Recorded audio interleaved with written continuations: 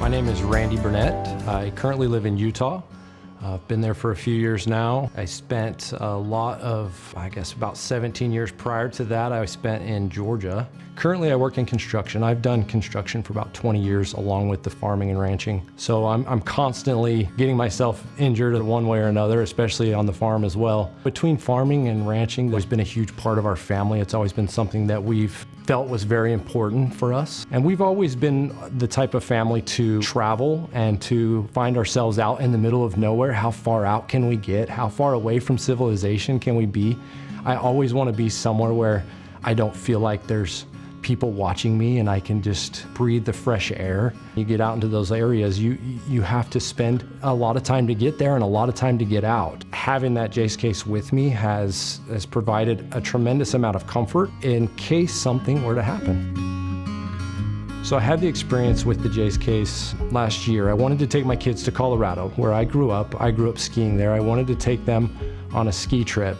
A few days before Christmas, I took them there. We loaded up the car, and while we were loading up the car, I noticed my tooth was kind of hurting. I didn't really think much of it at the time, but I grabbed my Jase Case, I threw it in the car, and we headed out the road. We get out there and we're skiing and we're having a great time, and my tooth just starts to hurt worse and worse. And eventually I was having extreme pain in my mouth and in my jaw and even up into my head. And I started to get really worried. I didn't know what was going on. And so here it is, it's the day before Christmas. I'm trying to get a hold of my dentist. I'm trying to get hold of any dentist. I'm traveling, I'm out of state, I'm with my kids. I remembered in the past I had an infection in my tooth, and it felt very similar to this. And I remembered they had prescribed me an antibiotic for that. And I couldn't remember all the details about it, but I remembered, I had my Jase Case. I knew that there was a lot of different antibiotics in there, but I couldn't remember exactly what was in there. So I opened up the case, and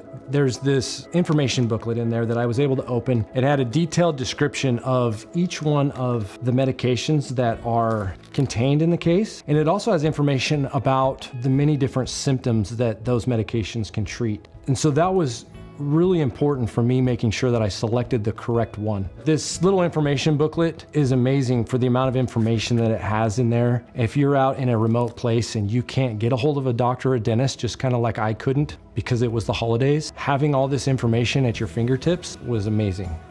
I reached in and found that antibiotic in my Jase Case, and I started taking it immediately. On Christmas Day, I started to feel a little bit of relief, and then I still had no response from the dentist or could get a hold of anybody. It's Christmas, nobody's working.